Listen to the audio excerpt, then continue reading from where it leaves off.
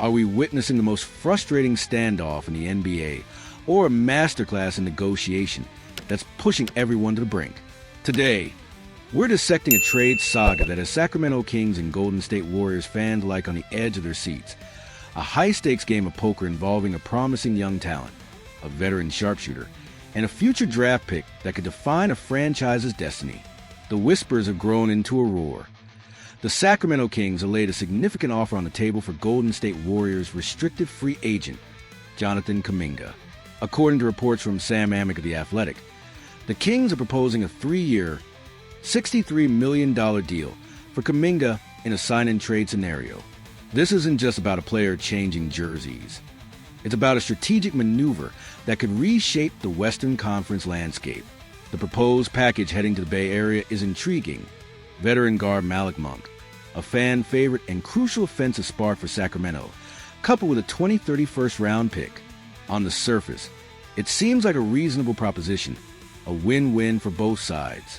The Kings get their man, and the Warriors acquire a proven scorer and a future asset. But as always in the NBA, the devil is in the details, and in this case, those details are proving to be a monumental hurdle.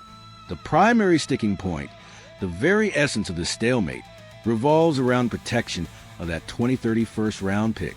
Sacramento has offered it with lottery protections, meaning if the pick falls within a certain range, typically the top 14 selections, it doesn't convey to the Warriors in 2030.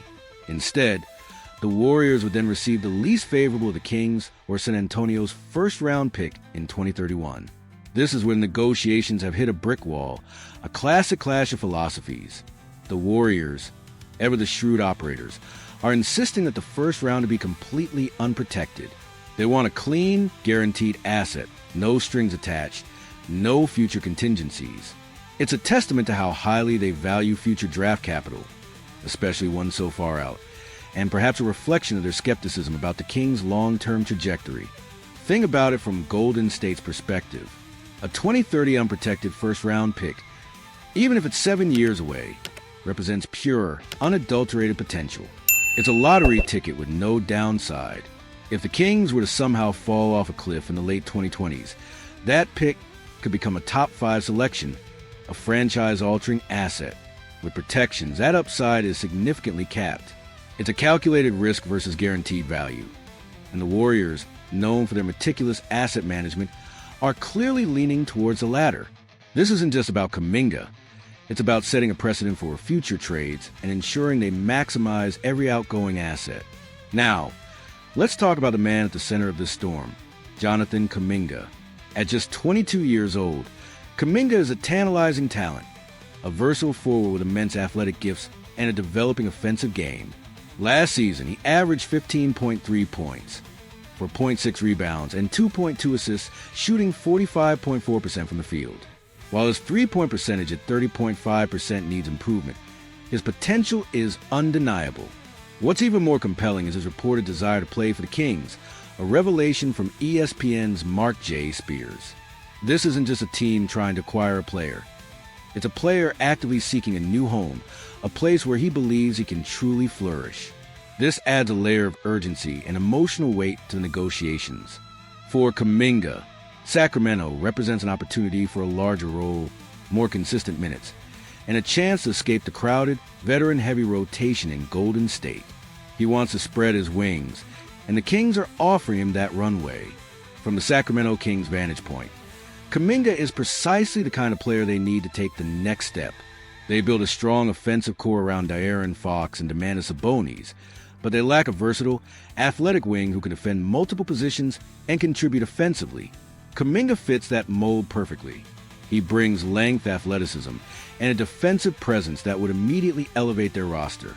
Acquiring him would signal their intent to be serious contenders in the West, not just a playoff team. The Kings are betting on Kuminga's untapped potential, believing that with consistent role and development, he can become a cornerstone piece for their future.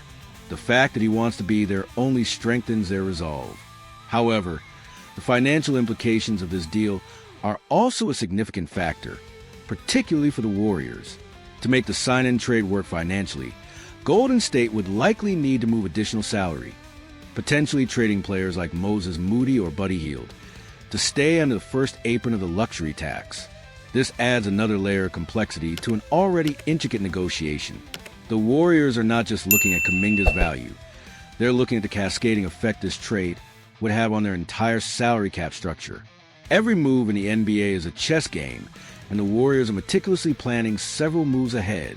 They want to avoid punitive luxury tax penalties while still maintaining a competitive roster. This trade standoff is a microcosm of the modern NBA. It highlights the immense value placed on future draft picks, especially those far out, and the increasing power of players to influence their destinations. Teams are no longer just trading players for players. They're trading for financial flexibility, for future optionality, and for the right to control their destiny years down the line. The protected pick debate isn't just about one selection. It's about the philosophy of risk and reward.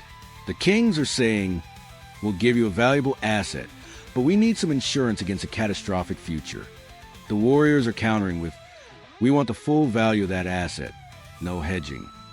What happens if this deal doesn't go through? For Kuminga, it could mean returning to a potentially awkward situation in Golden State, where his role might remain inconsistent, and his desire to leave is now public knowledge. For Malik Monk, it means staying in Sacramento, a place he's thrived, but also a missed opportunity for the Kings to upgrade their roster. And for both franchises, it means going back to the drawing board, searching for alternative solutions to their respective needs.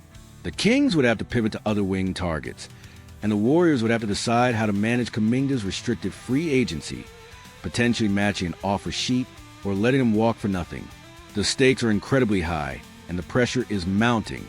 This saga perfectly encapsulates the drama and strategic depth of the NBA offseason. It's not just about who wins games, but who wins the boardroom battles, who outmaneuvers their opponents in the complex world of contracts, cap space, and draft picks. The outcome of this particular negotiation could have ripple effects that extend far beyond Sacramento and Golden State, influencing how other teams approach similar situations in the future. It's a masterclass in leverage, patience, and the relentless pursuit of competitive advantage. So, what do you make of this tense negotiation? Do you think the Kings should give up the unprotected pick to land Kuminga, or are the Warriors being too stubborn? Is Kuminga truly the missing piece for Sacramento, or is this a gamble that could backfire?